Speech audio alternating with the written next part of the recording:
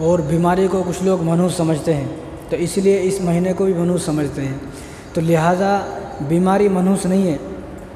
بیماری جو ہے، کسی پر پریشانی آ جانا، مصیبتیں آ جانا، تکلیف آ جانا، یہ کوئی منحوسی کی بات نہیں ہے، یہ کوئی نحوست کی بات نہیں ہے۔ کیونکہ دیکھو اللہ تبارک و تعالیٰ نے 3 عالم بنائے ہیں۔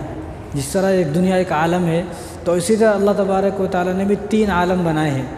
سب سے پہلا جو عالم ہے وہ دنیا ہے، اور یہ عالم ایسی جگہ ہے کہ یہاں پر پریشانی بھی ہے، خوشی بھی ہے، یہاں پہ غم بھی خوشی بھی دونوں بھی چیزیں، یہاں پریشانی بھی ہے، تکلیفیں بھی ہیں، مصیبتیں بھی ہیں، قرضے بھی ہیں، بیوی بچوں کے حالات بھی ہیں، طبیعت خراب بھی ہیں، سب چیزیں۔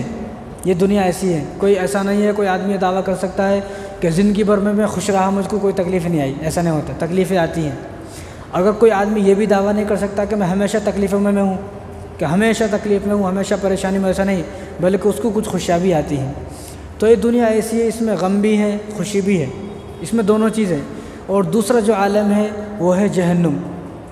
دوسرا عالم جہنم ہے، وہاں پر صرف اور صرف تکلیف ہی تکلیف ہے، وہاں پر کسی کو کوئی خوشی نہیں ہے، وہاں پر صرف تکلیف ہے، پریشانی ہے، مصیبتیں ہیں۔ کیونکہ جو آدمی جہنم میں چلا گیا تو ایسا نہیں کہ وہ کسی باغ میں چلا گیا، وہاں پر تو صرف پریشانیاں ہی پریشانیاں ہیں۔ اور تیسرا جو عالم ہے وہ ہے جنت۔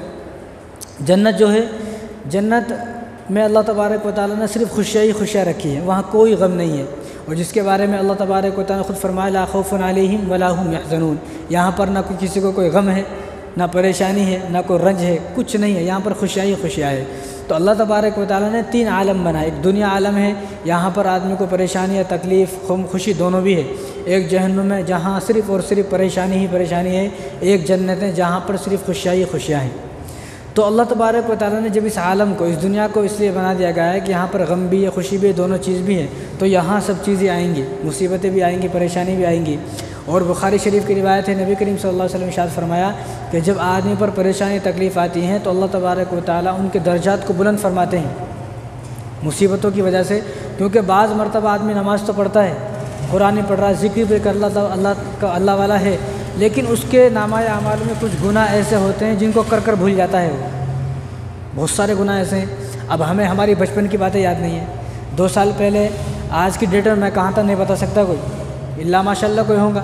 تو جس طرح اتنی بڑی باتیں یاد نہیں ہیں تو اپنے گناہ کیسے یاد ہوں گے؟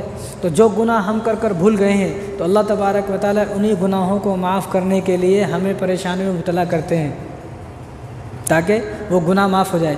اگر کسی کے نامہ عمل میں گناہ نہیں ہے، پھر اس کو پریشانی آ رہی ہے، تو اس بات کی علامت ہے کہ اللہ تبارک و تعالیٰ اس کے درجوں کو بلند فرمانا چاہتے ہیں، اس کے درجوں کو بلند کر رہے ہیں۔ تو اگر کسی پر کوئی پریشانی آئے، مصیبت آئے، بیماری آئے، تو آدمی یہ نہ سمجھے کہ میں تو جو ہے دنیا کا بڑا ذلیل انسان ہوں، بڑا بیکار انسان ہوں۔